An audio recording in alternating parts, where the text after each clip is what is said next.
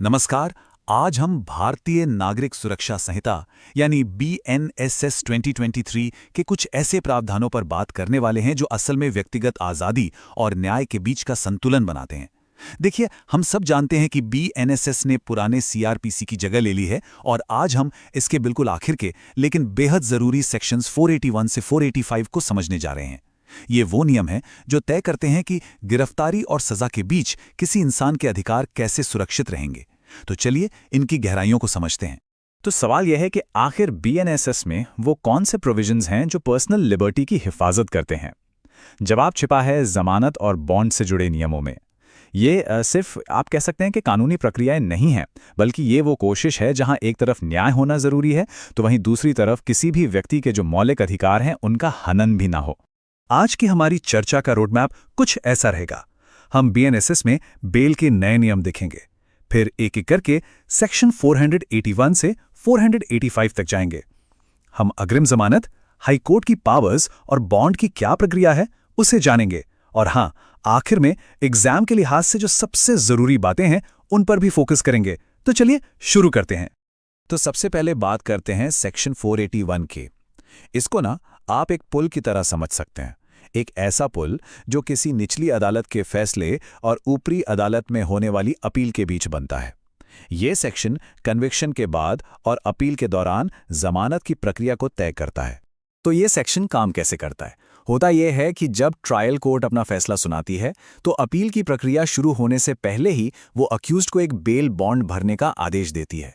मतलब सीधा सा है, मकसद बस इतना है कि अगर मामला आगे ऊपरी अदालत में अपील में जाता है तो ये पक्का किया जा सके कि अक्यूज्ड सुनवाई के लिए मौजूद रहेगा। अब यहां आता है वो सवाल जो एग्जाम में सीधे सीधे पूछा जा सकता है। सेक्शन 481 के तहत भरा गया ये बॉन्ड कितने टाइम तक वैलिड रहता है? इसका जवाब है 6 महीने। जी हां, इस पीरियड को याद रखना बहुत जरूरी है। और सोचिए, अगर अक्यूज्ड ऊपरी अदालत के बुलाने पर हाजिर ही नहीं होता तो तब उसका बॉन्ड जब्त कर लिया जाएगा, जिसे हम फॉरफीचर ऑफ बॉन्ड कहते हैं। और इसके बाद की जो भी कार्यवाही होगी वो सेक्शन 491 में दी गई प्रक्रिया के हिसाब से होगी। सीधी सी बात है, कानून का पालन नहीं करेंगे तो जमानत रद्द हो जाएगी। चलिए अब आते हैं एक बहुत ही चर्चित और महत्वपूर्ण सेक्शन पर, सेक्शन 482। ये धारा जुड़ी है अग्रिम जमानत यानी एंटीसिपेटरी बेल से। इसे हम गिरफ्तारी से पहले का एक कानूनी कवच भी कह सकते हैं। तो ये अग्रिम जमानत आखिर है क्या?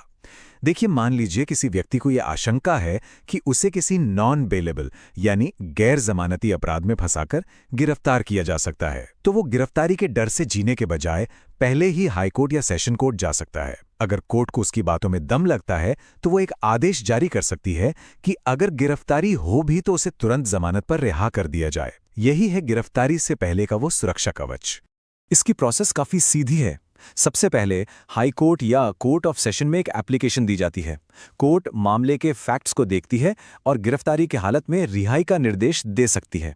हाँ, ये निर्देश कुछ शर्तों के साथ आता है और जैसे ही उस व्यक्ति को गिरफ्तार किया जाता है तो इन्हीं निर्देशों के आधार पर उसे जमानत पर छोड़ दिया जाता है। लेकिन ये जमानत बिना शर्तों के नहीं मिलती, ये भी ध्यान रखना है।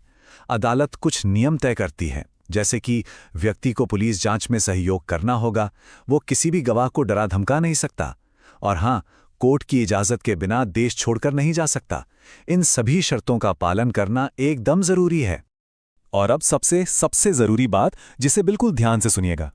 ये धारा यानी अग्रिम जमानत का जो प्रोविजन है वो भारतीय न्याय संहिता की धारा 65 और धारा 70(2) के तहत आने वाले अपराधों पर लागू नहीं होती। ये एक बहुत बड़ा बदलाव है और एग्जाम के लिए तो ये पॉइंट बेहद जरूरी है। अब हम आते हैं सेक्शन 483 पर।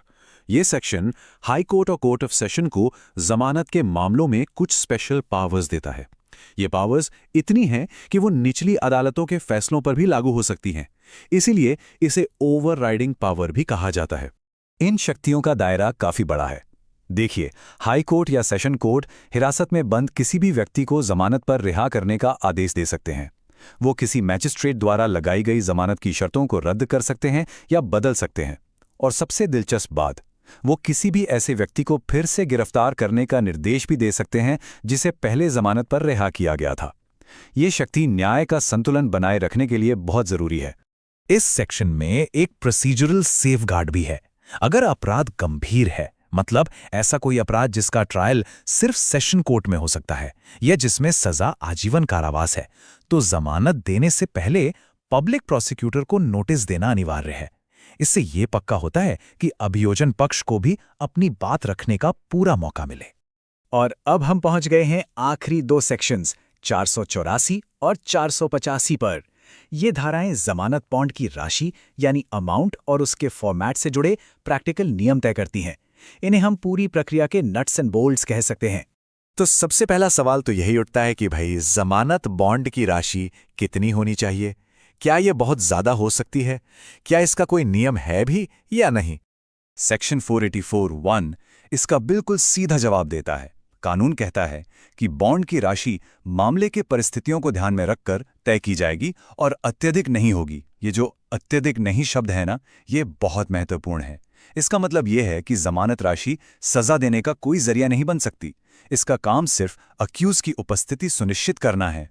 अब आती है धारा 485। ये धारा हमें बताती है कि एक बॉन्ड में फॉर्मली क्या-क्या लिखा होना चाहिए। ये एक तरह का कानूनी वादा है जिसके हर हिस्से का अपना एक मतलब है। तो एक बॉन्ड में होता क्या-क्या है? देखिए, इसमें साफ तौर पर लिखा होता है कि व्यक्ति एक तय समय और जगह पर हाजिर होगा। जमानत के लिए जो भी शर्तें लगाई गई हैं वो सब इसमें शामिल होती हैं। और सबसे जरूरी, इसमें प्रतिभू यानी श्योरिटीज का जिक्र होता है। श्योरिटीज वो लोग होते हैं जो एक तरह से अभियुक्त की गारंटी लेते हैं कि अगर वो पेश नहीं हुआ तो वे जिम्मेदार होंगे। चलिए अब इस पूरी चर्चा को जल्दी से समेटते हैं और उन मेन पॉइंट्स पर फोकस करते हैं जो एग्जाम और प्रैक्टिस दोनों के लिए बेहद जरूरी हैं। ये टेबल रिवीजन के लिए एक बेहतरीन टूल है। देखिए, सेक्शन 481 का कीवर्ड है 6 months वैलिडिटी। सेक्शन 482 के लिए याद रखिए नॉन बेलेबल ऑफेंस। सेक्शन 483 की पहचान है सेट असाइड मॉडिफाई करने की शक्ति। सेक्शन 484 का मूल सिद्धांत है नॉट एक्सेसिव और सेक्शन 485 का केंद्र है श्योरिटीज यानी प्रतिभू। इस टेबल से आप इन पांचों सेक्शंस को बहुत आसानी से याद रख सकते हैं। तो संक्षेप में कहें तो ये जो पांचों धाराएं हैं ये मिलकर एक पूरा ढांचा तैयार करती हैं। एक ऐसा ढांचा जो गिरफ्तारी से पहले की सुरक्षा यानी अग्रिम जमानत से शुरू होता है और दोषसिद्धि के बाद की प्रक्रियाओं तक जाता है। ये पर्सनल लिबर्टी और जुडिशियल प्रोसेस के बीच एक मजबूत संतुलन बनाता है।